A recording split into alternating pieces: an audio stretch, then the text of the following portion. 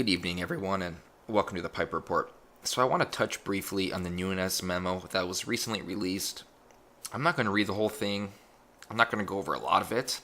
I will post the link to this page in the description. You can check it out yourself, but I want to go over some of the significant parts.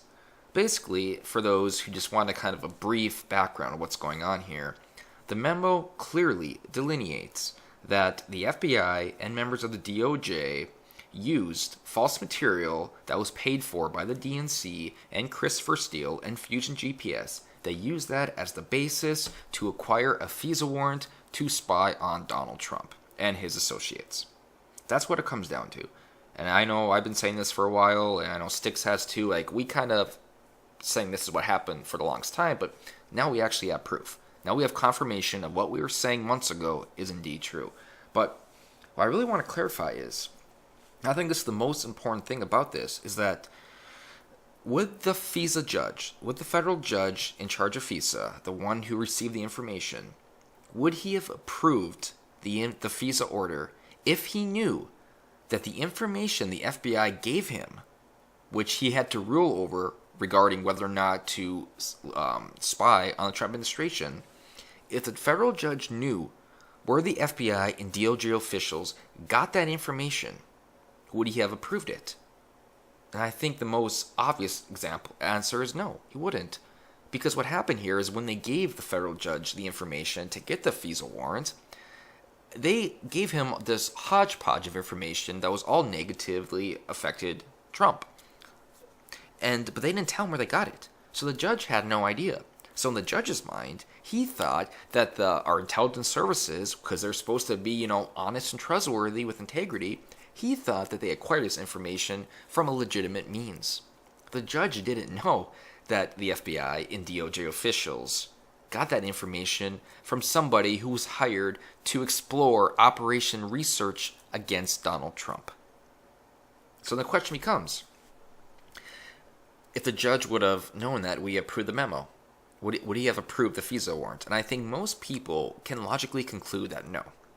No judge in their right mind would do that. So this tells us about the FBI. That tells us that the FBI also knew that, and that is why they voluntarily and willingly left that information out. They omitted that information because they knew the judge would say no. Now, why would the FBI do this? I mean, this could really come back to bite them.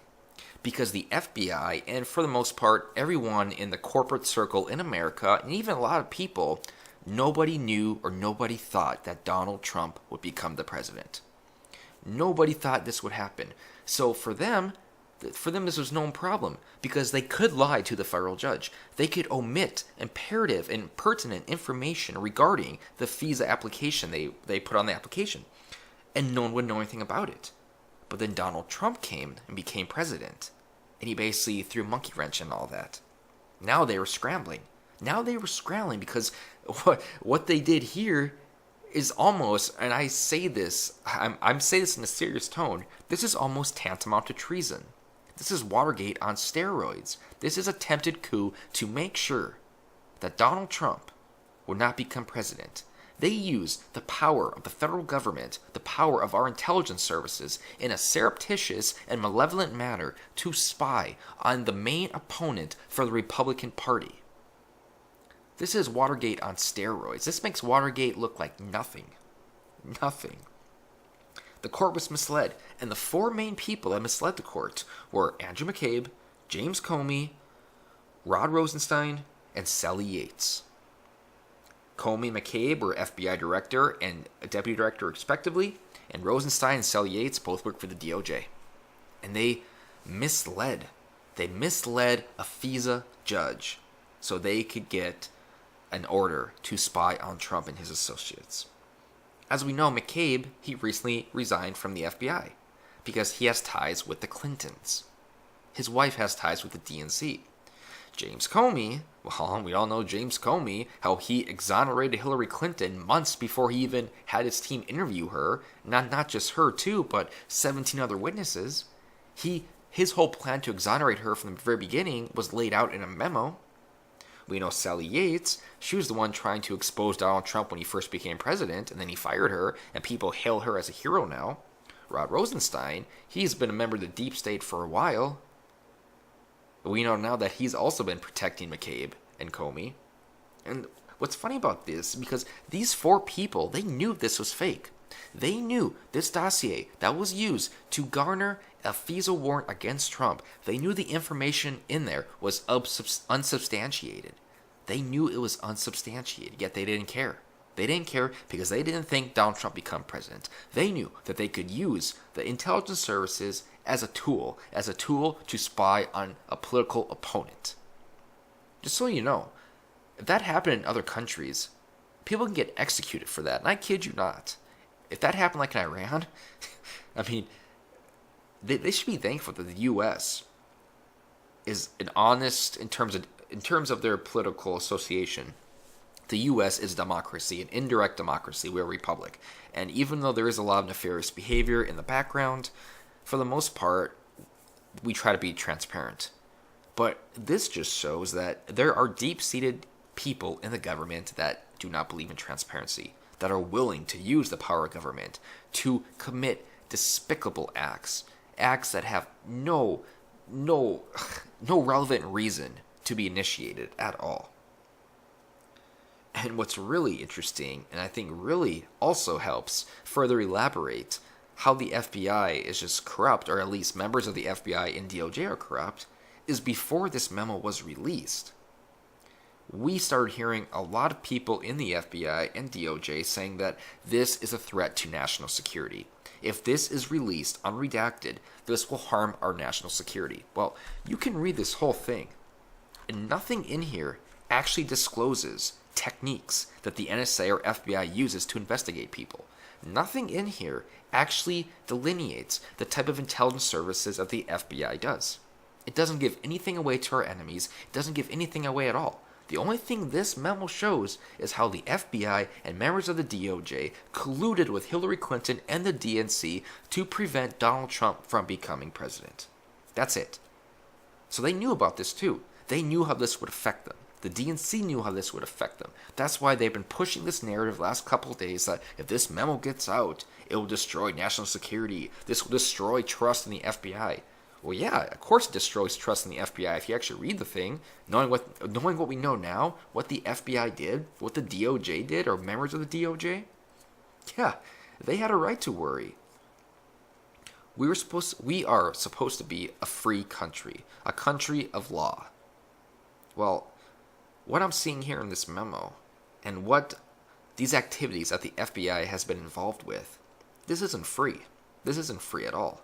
This is a shadow government trying to dictate what the people know, what the people see, and who the people even get to vote for. This is a deep state at work. These people need to be purged. They need to be purged. Donald Trump, you need to go on a firing purge. You became famous for saying you're fired. Fire half the people in the DOJ. Fire half the people in the FBI, or at the very least, senior officials who have been in the FBI for the last 2 or 3 administrations. Hire new people. There are millions of people that probably want to work for the FBI. Cops that want to move up. Sheriff deputies that want to move up. Get rid of these deep state officials. I know it's rough. I know some people are good people in the FBI. And if you fire them, they're going to be either depressed or angry. Give them their pensions and get them out of government. It's time to clean house. This deep state activity it's a disgrace to our country. It is a disgrace to our freedom, which this country is supposed to represent. When I read this, I don't see a land of the free. I see a land of the corrupt. A land where our government is doing even worse things to us. We've seen this before. Operation Upstream with Edward Snowden. And there was one more to Operation Upstream and Operation Prism. I mean, we've seen this before. It's time to stop, because if this happened with Trump, I mean, if Trump didn't win right now, how do we know that this won't go on again? How do we know that the next election in 2020, if Hillary was president, that our corrupt FBI officials, which included James Comey, because James Comey would probably still be the FBI director, and Andrew McCabe surely would be FBI deputy director, or even director if James Comey was fired or let go. How could we have trust them? to actually not only keep us safe, but make sure the rule of law is upheld by everyone. And this includes the powerful and the prestigious. And the answer is we couldn't. We would not be able to. But for us, we wouldn't know any better because nothing would have came out. People would have suspected it, people would have questioned it, but nothing would have really came out to solidify this notion. So, yeah, this is a bombshell. This is a bombshell way worse than Watergate, way worse than things we've seen for years. It is bad that this shadow government is allowed to exist. It needs to be exterminated. And I'm done.